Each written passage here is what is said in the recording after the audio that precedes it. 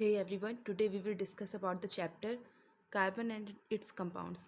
ये चैप्टर आपका 10th के सीबीएसई के बोर्ड में और 12th क्लास में प्लस यूपी टेट और जितने भी अदर कॉम्पिटिटिव एग्ज़ाम्स होते हैं उन सब के लिए यूज़फुल रहेगा। चलिए स्टार्ट करते हैं। सबसे पहले जानते हैं कार्बन। कार्बन क्या है? 15th मोस्ट एबंडेंट है मैटर है इन द अर्थ क्रस्ट। इसका एटॉमिक नंबर क्या होता है? 12 होता है। वैलेंसी कार्बन की 6 होती है और उसके बाद इसका एटॉमिक नंबर जो होता है वो भी 6 होता है और नंबर ऑफ़ प्रोटॉन्स और न्यूट्रॉन्स इक्वल होते हैं कार्बन में और वो भी 6 ही होते हैं। देन इसके इलेक्ट्रॉनिक कन्फिग्रेशन पे आते हैं तो इसमें 2 सेल्स होती हैं, के और एल, और नंबर ऑफ़ इलेक्ट्रॉन्स जो होते हैं वो पहली के सेल में 2 होते हैं और दूसरी एल सेल में 4 होते हैं। ठीक है। देन कोवेलेंट बॉन्ड बनाता है carbon. Carbon chemical bond that involves the sharing of electrons to form electron pairs between the atoms। इसमें क्या होता है कि जो इलेक्ट्रॉन्स होते हैं उनकी शेयरिंग होती है। जैसे कि जो कार्बन है उसका एटॉमिक नंबर है 6, तो उसकी पहली सेल में 2 इलेक्ट्रॉन्स हैं, दूसरी सेल में 4 इलेक्ट्रॉन्स हैं। ठीक है। तो उसकी जो वैलेंस सेल यानी उसकी बाहर वाली सेल होगी उसमें 4 इलेक्ट्रॉन्स होंगे। और ये आपको पता है कि हर एक एलिमेंट या फिर हर एक एटम जो होता है वो स्टेबिलिटी चाहता है। तो एक स्टेबल नोबेल गैस कन्फिग्रेशन पाने के लिए ये क्या करेगा, ये ना तो ही 4 इलेक्ट्रॉन लूज कर सकता है ना ही गेन कर सकता है। ठीक है। क्योंकि अगर 4 इलेक्ट्रॉन्स के एक्स्ट्रा आ जाएंगे तो फिर इसको होल्ड नहीं कर पाएगा, और अगर लूज करना है तो उसको 4 इलेक्ट्रॉन्स को एक्स्ट्रा चाहिए, एनर्जी बहुत सारी। तो ये कोवेलेंट बॉन्ड बनाता है और ये क्या करता है, अपने वैलेंस इलेक्ट्रॉन्स को दूसरे अदर एटम्स जो हैं उनके साथ शेयर करता है। 3 टाइप की कोवेलेंट बॉन्डिंग होती है। ठीक है।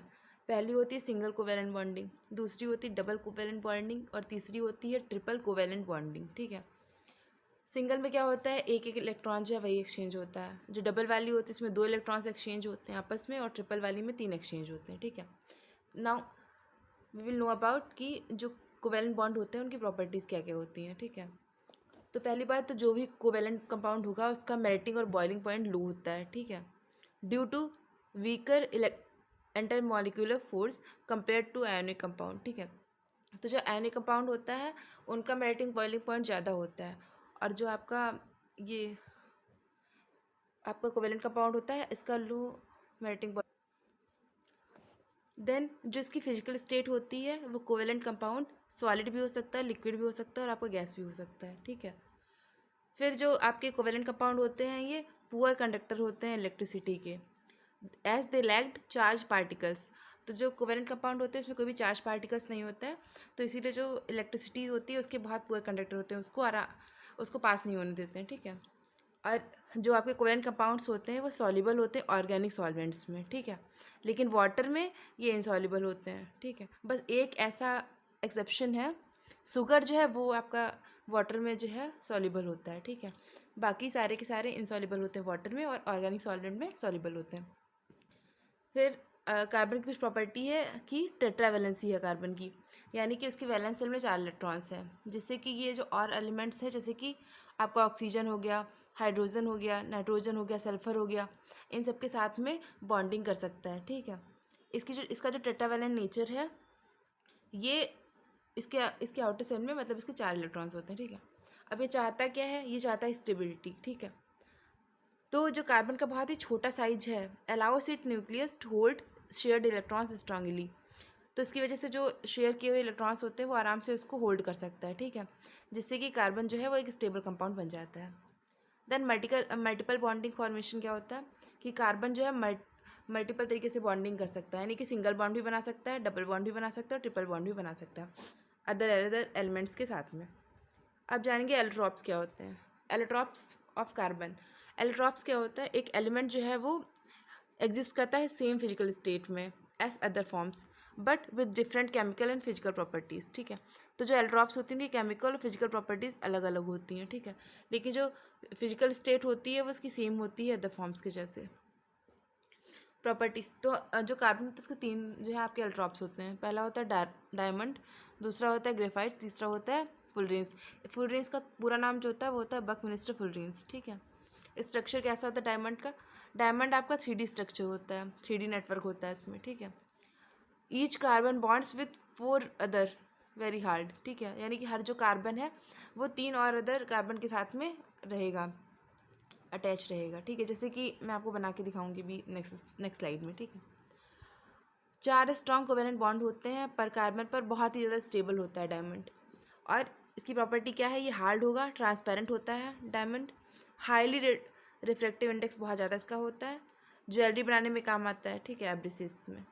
देन ग्रेफाइट के बारे में जाए। ग्रेफाइट क्या होता है कि लेयर होती है हेक्सागन्स की, और जो कि बहुत ही वीक फोर्सेस होते हैं उनसे एक दूसरी तरह होल्ड की जाती हैं, और ये सॉफ्ट होता है, स्लिपरी होता है, ठीक है। जो आपकी जो पेंसिल बनी होती है उसकी जो लीड होती है वो आपकी ग्रेफाइट की बनी होती है, तो सॉफ्ट और स्लिपरी होता है। 3 कोवेलेंट बॉन्ड बनते हैं हर एक कार्बन पर।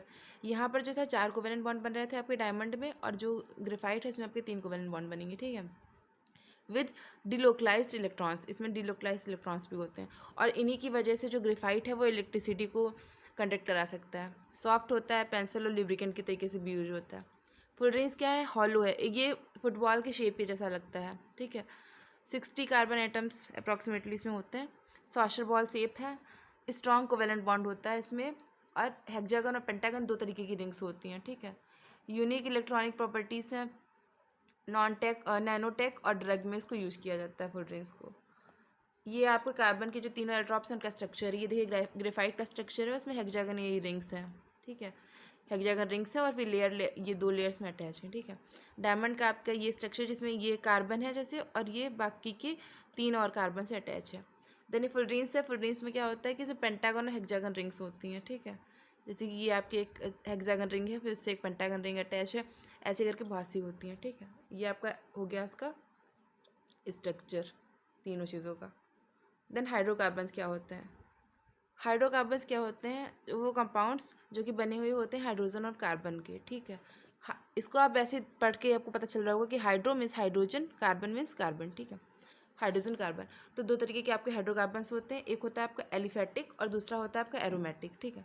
तो एलिफेटिक जो कार्बन्स होते हैं, हाइड्रोकार्बन्स होते हैं, वो 2 तरीके के होते हैं। एक सैचुरेटेड होता है, सैचुरेटेड में आपका सिंगल बॉन्ड होता है, और जो अनसैचुरेटेड होता है उसमें आपका डबल बॉन्ड भी हो सकता है और आपके ट्रिपल बॉन्ड भी हो सकते हैं, ठीक है। तो जो सैचुरेटेड वाले होते हैं उनको एल्केन्स कहते हैं, इसमें सिंगल बॉन्ड होता है कार्बन एटम्स के बीच में, ठीक है। और इसका जनरल फॉर्मूला होता है वो होता है CnH2n+2, ठीक है। यहाँ पर अगर आपको जैसे पता करना है कितने हाइड्रोजन वगैरह तो पता कर सकते हैं आपकी, जैसे कि n की जगह आप नंबर ऑफ डालेंगे, नंबर ऑफ कार्बन डालेंगे, ठीक है, और हाइड्रोजन, और उसके बाद फिर यहाँ पर भी जो आपको यहाँ पे n की वैल्यू यहाँ पे सेम ही रहेगी, तो आपको पता चलेगा इसका जनरल फार्मूला क्या है। देन जो आपके अनसैचुरेटेड होते हैं उसमें 2 आते हैं, एल्कीन, एल्काइन। एल्कीन में क्या होता है, डबल बॉन्ड होता है कार्बन कार्बन के बीच में, और जो एल्काइन होता है उसमें ट्रिपल बॉन्ड होता है कार्बन कार्बन के बीच में, ठीक है। तो जो एल्कीन होता है, एल्कीन का जनरल फॉर्मूला ये होता है CnH2n, और जो आपका एल्काइन होता है उसका होता है CnH2n-2, ठीक है। ये आपके इन तीनों के जनरल फार्मूलास हो गए। देन अब हम आपको बताएंगे कि कैसे आपको पता करना है कि क्या क्या उनके नेम हो सकते हैं, ठीक है। तो सैचुरेटेड में एल्केन, एल्केन जैसे कि मेथेन हो गया, इथेन हो गया, प्रोपेन। एल्केन के लास्ट में हमेशा एन आता है, ठीक है। ब्यूटेन, पेंटेन, हेक्सेन, हेप्टेन, और ये इनके जो है मॉलिक्यूलर फार्मूलास लिखे, जो मैंने अभी आपको पहले फार्मूला बताया था उसी को डाल के जब निकालेंगे तो आपको इसके मॉलिक्यूलर फार्मूलास मिल जाएंगे, ठीक है। देन ये इसके स्ट्रक्चर्स दिए गए हैं, ठीक है। एल्कीन में क्या होता है, एल्कीन में इथीन, प्रोपीन, ब्यूटीन, तो ये हमेशा इथीन से शुरू होता है, इसके मॉलिक्यूलर फार्मूलास यहाँ पे दिए गए हैं। देन एल्काइन, एल्काइन भी इथाइन से शुरू होता है। इन दोनों के जो इनका जो पहला प्रोडक्ट है वो मेथ नहीं होता, वो एच से शुरू होता है, ये बात आपको याद रखनी है इसमें, ठीक है। देन 3 टाइप के हाइड्रोकार्बन्स होते हैं, एक तो स्ट्रेट चेन हाइड्रोकार्बन्स होते हैं, दूसरा होता है ब्रांच चेन, और तीसरे होते हैं साइक्लिक। स्ट्रेट चेन में क्या होता है, हर एक कार्बन एटम बॉन्डेड होता है ईच आइदर 1 और 2 अदर कार्बन एटम्स, ठीक है। यानी एक कार्बन जो है वो दूसरे कार्बन से अटैच रहेगा, वो भी स्ट्रेट चेन में, ठीक है। जैसे ये देखिए CCC, फिर ये CCCC, सब साथ में अटैच हैं, ठीक है। Methane, ethane, propane. ब्रांच्ड में क्या होता है, इसकी ब्रांचिंग होती है, ये देखिए जैसे कि आपने स्ट्रेट चेन ना बना करके किसी भी एक कार्बन को उसके ऊपर या नीचे की तरफ जो उसको अटैच कर दिया, ठीक है। तो each carbon atom is bonded to 1 और 2 और more than 2 other carbon atoms. Then cyclic में आते हैं, साइक्लिक जैसे कि आपका बेंजीन होता है तो वो आपका साइक्लिक है, ऐसे उसका स्ट्रक्चर होता है, ठीक है। तो सैचुरेटेड साइक्लिक और अनसैचुरेटेड साइक्लिक 2 तरीके के होते हैं। सैचुरेटेड क्या होता है, साइक्लोएल्केन्स होते हैं, ठीक है। इनका जैसे कि हमने आपको ये स्ट्रक्चर दिखाया तो एक्चुअली में बेंजीन नहीं है, ये एक साइक्लिक एल्केन है, लेकिन अगर बेंजीन बनाएंगे तो आपको उसमें डबल बॉन्ड वगैरह भी दिखाना पड़ता है। तो अनसैचुरेटेड में क्या होता है, एक साइक्लोएल्कीन होता है और एक आपका साइक्लोएल्काइन होता है। ये दो तरीके के इसमें होते हैं डबल बॉन्ड, ठीक है। देन कॉमन नॉमेनक्लेचर के बारे में जानते हैं। नॉमेनक्लेचर होता है किसी का नामकरण करना, ठीक है। They are named after these sources of isolation. Formic acid derives from formicus, ठीक है, मीनिंग रेड आंट। तो रेड आंट जो होती है उसमें फॉर्मिक एसिड होता है। Acetic acid from acetum mean vinegar, ठीक है। तो एसिटिक एसिड का नाम विनेगर के उससे है, ठीक है। International union of pure and applied chemistry IUPAC founded in 1919 establishes standardize naming rules in chemistry. यानी जब भी किसी का नामकरण करते हैं, जैसे कि हम लोग करते तो अपने हिसाब से कुछ भी नाम दे देते हैं, लेकिन जब भी केमिस्ट्री में किसी केमिकल का नाम दिया जाता है या फिर बायो में जैसे किसी भी एनिमल का नाम दिया गया, किसी भी प्लांट का नाम दिया गया, तो उसको क्या करते हैं कि उसके लिए कुछ रूल्स डिफाइन होते हैं। तो जो केमिस्ट्री में रूल्स होते हैं वो IUPAC यानी कि international union of pure and applied chemistry, ये उन रूल्स को डिफाइन करता है कि उस तरीके से किसी भी एक नए एलिमेंट का जो है नामकरण होगा। देन IUPAC नॉमेनक्लेचर पे आते हैं, तो कैसे हम किसी भी कार्बन चेन या फिर किसी भी कार्बन के कंपाउंड का नामकरण करते हैं वो उसको देखेंगे। सबसे पहले क्या करते हैं कि सबसे लंबी वाली चेन पकड़ते हैं, ठीक है। जैसे कि इसमें अगर आप ऐसे जाएंगे या फिर ऐसे जाएंगे तो आप यहाँ पर तो सेम ही दिख रहा है, पर कुछ चेन्स में ऐसा होता है कि कम ज़्यादा होता है। तो अभी आप इसको ऐसे ले सकते हैं, ठीक है, सीधे हम जाते हैं। तो ये लॉन्गेस्ट चेन हो गई इसकी, ठीक है। Time length pick the chain with more substitutes. उसके बाद हम वो चेन पकड़ते हैं जिसमें ज़्यादा सब्स्टिट्यूट्स लगे हों, ठीक है। देन नंबरिंग करते हैं उसकी। तो नंबरिंग आप जैसे स्टार्ट करते हैं, number two give substitute the lowest position, कि जो सब्स्टिट्यूट यानी जो एक एक्स्ट्रा लगा है वो सबसे कम पोजीशन पे आया 1 2 3 4। तो इधर से ही स्टार्ट करेंगे, इधर राइट साइड से 1 2 3 3 4 और 5, ये आपकी चेन बन गई। Name to give substituents the lowest position, इसको सबसे लोएस्ट पोजीशन भी मिल गई। अब क्या करेंगे, नेमिंग फॉर्मेट क्या होता है, सबसे पहले प्रीफिक्स लगता है। प्रीफिक्स अभी प्रीफिक्स में जैसे कि मैथ एथ ये सब लगता है, अभी मैं आपको आगे बता दूंगी किसके लिए कौन सा प्रीफिक्स यूज होता है। देन रूट वर्ड लगता है। देन सफिक्स, सफिक्स में जैसे कि एल्केन है तो एन लगेगा, एल्कीन है तो ईन लगेगा, इस तरीके से अलग। और अगर फंक्शनल ग्रुप है तो इसके लिए भी होते हैं वो सफिक्स, वो मैं आपको आगे बताऊँगी, ठीक है। तो प्रीफिक्स जैसे कि मैथिल लग सकता है। रूट वर्ड क्या होता है कि कितनी चेन हो उस हिसाब से। और सफिक्स क्या है, एन है, ईन है, आइन है, तो ये आपके जो है ये आपके सफिक्स हो जाएंगे। देन एडिशनल रूल क्या होता है, कुछ और सब्सटेंट्स होते हैं जैसे कि डाई ट्राई, जैसे कि यहाँ पर आपके दो लगे हुए हैं मैथिल ग्रुप्स, तो यहाँ पर डाई या ट्राई लगाना पड़ेगा, ठीक है। देन नंबर लेटर देखते हैं। देन नंबर भी कई जगह पे हो सकता है कि नंबर 1 नंबर दिया हो, फिर 2 नंबर दिए हो, ये भी देखते हैं वहाँ पे, ठीक है। Then alkene alkyne give lowest position to number to double और ट्रिपल बॉन्ड, जो डबल और ट्रिपल बॉन्ड होते हैं उसको लोएस्ट पोजीशन देते हैं, ठीक है। ये है नंबर ऑफ कार्बन चेन्स और इनके प्रीफिक्स क्या क्या होंगे वो बताया गया है यहाँ पे, ठीक है। तो अगर एक ही कार्बन है तो मैथ लगाते हैं, उसके लिए 2 कार्बन है तो एथ लगाते हैं, 3 कार्बन के लिए प्रॉप, 4 के लिए ब्यूट, 5 के लिए पेंट लगाते हैं, 6 के लिए हेक्स लगाते हैं, 7 के लिए हेप्ट लगाते हैं और 8 के लिए ऑक्ट लगाते हैं।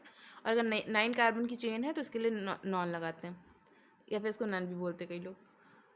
और अगर 10 कार्बन की चेन है उसके लिए डक लगाते हैं। तो ये उसके जो है फिर इस तरीके से उसके कंपाउंड बनते हैं। लास्ट में जैसे एन लगा हुआ है तो ये आपका जो है एल्कीन ग्रुप का है, ईन लगा है तो आपका एल्कीन का है। तो इस तरीके से आप इसको पढ़ेंगे तो आपको पता चलेगा आगे। Then we will talk about functional groups. Functional groups क्या होते हैं, तो जो हाइड्रोकार्बन्स होते हैं, hydrogen atoms can be replaced by hetero atoms. यानी जो आपका कोई भी कंपाउंड है, जैसे कोई भी हाइड्रोकार्बन का कंपाउंड है तो उसका कोई भी एक हाइड्रोजन हटा करके अगर उसकी जगह हेटेरो एटम्स में से जैसे क्लोरीन हो गया, सल्फर, नाइट्रोजन, ऑक्सीजन, ये लगा दिए जाएँ, ठीक है। तो ये सब जो है आपका फंक्शनल ग्रुप फॉर्म करते हैं। तो इससे क्या होगा कि इससे जो कंपाउंड है उसकी रिएक्टिविटी, उसकी प्रॉपर्टीज़ का पता चलेगा। तो करते कैसे हैं कि सबसे पहले लॉन्ग चेन यूज़ करते हैं जिसमें फंक्शनल ग्रुप हो उधर से यूज करते हैं, ठीक है। Number the chain to give the lowest number to the functional group, functional group को हमेशा लोएस्ट नंबर देते हैं। देन लिस्ट करते हैं सब्स्टिट्यूट को। फिर सबसे पहले वही जो हमने अभी आपको जो एल्कीन वाला फॉर्मेट बताया था वही सेम फॉर्मेट यहाँ भी यूज में आएगा। Prefix, then root word, then primary suffix, then secondary suffix. और यहाँ पर एक चीज़ याद रखना होता है कि जब भी हम नेमिंग करते हैं उसको अल्फ़ाबेटिकली करते हैं, ठीक है। देन हेलोजन क्या होता है, यहाँ पर आपके कुछ इंपॉर्टेंट पहले बता देते हैं फंक्शनल ग्रुप्स हैं। तो उसमें हेलोजन होता है एक, हेलोजन जैसे कि क्लोरो, ब्रोमो, आयोडो। एल्कोहल होता है, ये एक आपका फंक्शनल ग्रुप है जिसमें सफिक्स ऑल का यूज होता है, OL। एडिहाइड होता है जिसमें एयर सफिक्स आल का यूज होता है। कीटोन है उसमें ओन का यूज़ होता है। कार्बोक्सिलिक एसिड में ऑइक एसिड का यूज़ होता है। एल्कीन में एल्कीन का यूज़ होता है। तो यहाँ पे कुछ कंपाउंड्स दिए गए, मैं बता देती हूँ। जैसे हेलोजन का यूज़ हुआ तो क्लोरोप्रोपेन बोलेंगे। एल्कोहल का एग्जाम्पल है प्रोपेनॉल। एडिहाइड में प्रोपेनॉल। कीटोन में प्रोपेनोन। तो इसमें आप पढ़ रहे होंगे तो आपको पता चलेगा कि लास्ट में इसका जो सफिक्स है वो चेंज किया गया है, ठीक है। देन होमोलोगस सीरीज क्या होती है? होमोलोगस सीरीज होती है एक कलेक्शन होता है कंपाउंड्स का with the same general formula that differ only in carbon chain length, ठीक है।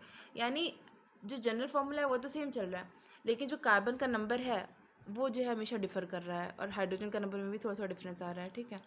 तो homologous shares the same general formula. Homologous में हमेशा सेम जनरल फार्मूला रहेगा। और जो होमोलोगस सीरीज होती है उसमें जो दो कंपाउंड्स होते हैं जो एक दूसरे के जस्ट बाद आते हैं, उनमें हमेशा CH2 ग्रुप का डिफरेंस होता है, ठीक है। मॉलिक्यूलर मास उसका कितना होगा? 14U होगा। सिमिलर केमिकल प्रॉपर्टीज़ होती हैं होमोलोगस सीरीज की।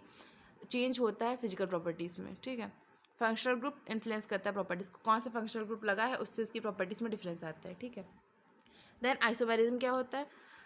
ऐसे कंपाउंड्स जिनका आइडेंटिकल मॉलिक्यूलर फॉर्मूला होता है, ठीक है। जैसे कि मान लीजिए हमने एल्केन लिया C2H6, ठीक है।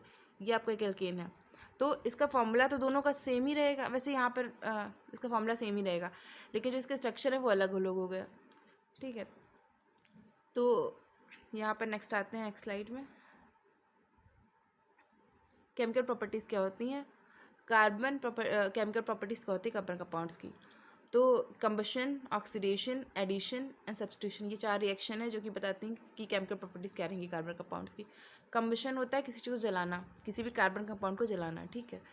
तो कार्बन और ऑक्सीजन जब मिलते हैं तो CO2 बनाते हैं और हीट और एनर्जी रिलीज़ होती है। ऑब्जर्वेशन क्या होगी इसमें कि कार्बन बर्न करता है ऑक्सीजन में और रिलीज़ करेगा CO2 gas, heat and energy. The next है कि मीथेन अगर ऑक्सीजन के साथ रिएक्ट करती है तो भी मतलब बर्न होती है उस टाइम पे, तो CO2 H2O और हीट देगा, ठीक है। और इससे क्या होगा? मीथेन कम्बशन भी, उससे CO2 और H2O हीट एनर्जी सेम चीज़ रिलीज़ होगी। ऐसी एक रिएक्शन है कि आपकी अगर अल्कोहल है ये ऑक्सीजन से रिएक्ट करेगा तो CO2 H2O हीट एनर्जी देगा। Then oxidation reaction. ऑक्सीडेशन क्या होता है कि ऑक्सीजन का ऐड होना किसी भी कंपाउंड में या फिर हाइड्रोजन का रिमूव होना, ये 2 कंडीशंस होती हैं ऑक्सीडेशन के लिए। तो यहाँ पर अल्कोहल में जब ऑक्सीजन जो ऐड हो रही है तो आपका ये एसिड बन रहा है, ठीक है, कार्बोक्सिलिक एसिड बन रहा है, ठीक है। तो इथेनॉल ऑक्सीडाइज करता है एसिटिक एसिड में, जब भी यूज़ किया जाता है इसको ऑक्सीडाइजिंग एजेंट की तरीके से, ठीक है। देन एडिशन रिएक्शन में क्या होता है? ऐड होता है कुछ भी कंपाउंड, तो जैसे कि अनसैचुरेटेड हाइड्रोकार्बन है कोई, उसमें हाइड्रोजन ऐड होगा तो वो सैचुरेटेड में कन्वर्ट हो जाएगा। ये अधिकतर निकिल और पैलेडियम इन दो कैटालिस्ट की हेल्प से होता है, ठीक है। तो हाइड्रोजन ऐड हो जाती है। इसका यूज़ कहाँ किया जाता है कि जब भी आपने कभी वनस्पति वो सुना होगा घी, उसमें यूज़ किया जाता है। सब्स्टिट्यूशन रिएक्शन क्या होती है कि कोई भी जैसे कि कार्बन का कंपाउंड है उसमें से एक हाइड्रोजन एटम वो हटा करके उससे कुछ और लग गया तो आपका सब्स्टिट्यूशन हो गया। जैसे कि ये वाली रिएक्शन है कि क्लोरीन जो है वो रिप्लेस करता है हाइड्रोजन को एक फास्ट सब्स्टिट्यूशन रिएक्शन में, एंड देन HCl रिलीज होता है, and this is the whole process. अब आते हैं कि केमिकल प्रॉपर्टीज़ क्या क्या हैं इथेनॉइक एसिड की, ठीक है, और इथेनॉल की। तो कॉमन नेम क्या है इथेनॉल का? अल्कोहल और एथिल अल्कोहल, ठीक है। और इथेनॉइक एसिड का क्या है? Acetic acid. Then physical properties क्या है? इथेनॉल जो है लिक्विड रहता है रूम टेम्परेचर पे और सॉल्युबल होता है वाटर में, ठीक है। यूजेस क्या है? अल्कोहलिक ड्रिंक्स में, मेडिसिन में और इंडस्ट्रियल सॉल्वेंट में भी इथेनॉल का यूज़ किया जाता है। रिएक्शन सोडियम के साथ करता है तो आपका सोडियम एसिटेट बनाता है, ठीक है, हाइड्रोजन दे करके। डिहाइड्रेशन रिएक्शन भी करता है कि जब भी अल्कोहल को हॉट कंसनट्रेटेड हाइड्रोक्लोरिक एसिड के साथ 443 केल्विन पे हीट करते हैं तो क्या होता है कि ये आपका एक तो इथीन बनाएगा प्लस हाइड्रोजन बनाएगा, तो ये आपकी डिहाइड्रेशन रिएक्शन हो गई। हेल्थ पे क्या इफेक्ट करता है तो सबको पता ही है कि डंकनेस हो जाती है, लीथल होता है। स्टीरिफिकेशन रिएक्शन क्या होती है? स्टीरिफिकेशन रिएक्शन में क्या होता है इथेनॉल और जब ये आपका CH3COOH ये दोनों जब आपस में रिएक्ट करते हैं कंसनट्रेटेड हाइड्रोक्लोरिक एसिड के साथ में, सॉरी कंसनट्रेटेड H2SO4 की हेल्प से, ठीक है। तो आपका यहाँ पर सोडियम एक तो ये स्टीरिफिकेशन रिएक्शन के लिए ईस्टर फॉर्म होगा यहाँ पे और एक हाइड्रोजन वाटर निकलेगा। सपोनिफिकेशन रिएक्शन क्या होती है? सपोनिफिकेशन रिएक्शन में ईस्टर और NaOH ये दोनों रिएक्ट करेंगे, ठीक है, और अल्कोहल और सोडियम सॉल्ट्स बनाएंगे, ठीक है। बेस के साथ कोई रिएक्शन नहीं होती है इथेनॉल की, और ना ही रिएक्शन होती कार्बोनेट और बाइकार्बोनेट के साथ में। इथेनॉइक एसिड को एसिटिक एसिड कहते हैं, ठीक है। फ्रीज कर जाता है 293 केल्विन पे और फॉर्म करता है ग्लाइसिल एसिटिक एसिड। यूज़ किया जाता है विनेगर में 5 to 8% सॉल्यूशन के साथ, सॉल्यूशन इसमें मिलाते हैं एसिटिक एसिड का वाटर में, देन फॉर्म होता है विनेगर। प्रिजर्वेटिव की तरीके से यूज़ किया जाता है पिकल में। कोई रिएक्शन नहीं होती सोडियम से, डिहाइड्रेशन रिएक्शन भी नहीं होती है। हेल्थ पे इफेक्ट क्या करता है कि सेफ होता है विनेगर अमाउंट में, वीक एसिड है। ईस्टर फॉर्म करता है जब रिएक्ट करता है इथेनॉल के साथ में। सपोनिफिकेशन रिएक्शन में भी इसमें हेल्प में आता है। ईस्टर जब NaOH के साथ मिलता है तो अल्कोहल सोडियम एसिटेट फॉर्म करता है। बेस के साथ में रिएक्शन कर जाता है क्योंकि एसिड और बेस मिलता है तो यहाँ पर सॉल्ट बनता है और वाटर निकलता है, ठीक है। देन यहाँ पे अगला है कार्बोनेट के साथ में रिएक्ट करेगा तो भी फॉर्म कर लेगा।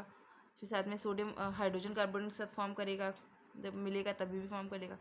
इससे जो है CO2 टेस्टेबल हो जाती है लाइम वाटर के साथ में, ठीक है। देन एसिडिफिकेशन रिएक्शन क्या होती है? इथेनॉइक एसिड, यानी ये है आपका इथेनॉइक एसिड, ये जब भी रिएक्ट करेगा इथेनॉल के साथ में प्रेजेंट होगी एक एसिड कैटालिस्ट की, कंसनट्रेटेड सल्फ्यूरिक एसिड जैसे यहाँ पे है, ठीक है। तो ये फॉर्म करेगा ईस्टर और वाटर, ये है आपका ईस्टर, ये है वाटर, ठीक है। देन नेक्स्ट रिएक्शन है सपोनिफिकेशन रिएक्शन, ये सोप बनाने के टाइम पे आती है काम में, ठीक है। तो जब भी एक ईस्टर जो है वो रिएक्ट करेगा सोडियम हाइड्रोक्साइड के साथ में, ये ईस्टर है, ये सोडियम हाइड्रोक्साइड के साथ में रिएक्ट करेगा तो प्रोड्यूस करेगा, एक तो अल्कोहल प्रोड्यूस करेगा, ठीक है, और दूसरा आपका सोडियम सॉल्ट जो है, सोडियम सॉल्ट यहाँ पे प्रोड्यूस होगा, ठीक है। तो क्या है, एक बार दोबारा देख लीजिए सपोनिफिकेशन को कि जब भी ईस्टर आपको जो है रिएक्ट करेगा सोडियम हाइड्रोक्साइड के साथ में, ठीक है, तो आपको यहाँ पर मिलेगा आपका अल्कोहल और यहाँ पे मिलेगा आपको sodium salt. Then cleansing action of soap अभी हमने सोप बनाई सपोनिफिकेशन में, अब उसको यूज कैसे करेंगे ये भी तो जानना पड़ेगा। तो जो सोप का मॉलिक्यूल होता है ये कुछ ऐसा दिखता है, ठीक है। यहाँ पर आपका हाइड्रोफोबिक टेल होती है पीछे और आगे की तरफ हाइड्रोफिलिक हेड होता है, ठीक है। फिलिक मतलब जिसको वाटर पसंद है, वाटर से प्यार है, और हाइड्रोफोबिक क्या होता है जिसको नहीं पसंद है उसको। Then soap molecule in water have hydrophilic and hydrophobic tail जो होती है वो हाइड्रोफोबिक होती है, जो हेड होता है वो हाइड्रोफिलिक होता है, ठीक है। तो जब वाटर सरफेस पे क्या होता है, जो हाइड्रोफोबिक टेल होती है वो हमेशा वाटर के बाहर की तरफ होती है, ठीक है, और जो आयोनिक एंड होता है वो हमेशा वाटर के अंदर रहता है, ठीक है। तो टेल हमेशा बाहर की तरफ रहेगी, हाइड्रोफोबिक टेल। वाटर में क्या होगा, hydrophobic tail orients away from the water and leading to cluster micelle formation ये आपका मिसल फॉर्मेशन होता है, ठीक है, कि ऐसे गोल गोल बन जाना उसका। Micelle form with hydrophobic tails, cluster in the centre, ionic and ये जो होता है सरफेस पे आ जाता है, ये आपको देख आयोनिक एंड यानी ये वाला जो है ये एंड जो है बाहर की तरफ आ जाएगा और बीच की तरफ आपकी जो है वो टेल आ जाएगी जो कि हाइड्रोफोबिक है, ठीक है। Oily dirt collects inside the micelle hydrophobic core, micelle remain suspended in the solution, micelle जो है वो सॉल्यूशन में रहेगा due to ion repulsion and preventing precipitation, ठीक है। देन मिसल क्या करेगा, वो ट्रैप करेगा डर्ट यानी जितनी भी गंदगी उसको ट्रैप कर लेगा, इजीली वो पानी में आ जाएगी। Then micelle formation scatters light and resulting in a cloudy appearance, तो आपको जो सोप में क्लाउडी अपीयरेंस दिखती है वो मिसल फॉर्मेशन की वजह से ही होती है, ठीक है। बस यहीं तक था, आप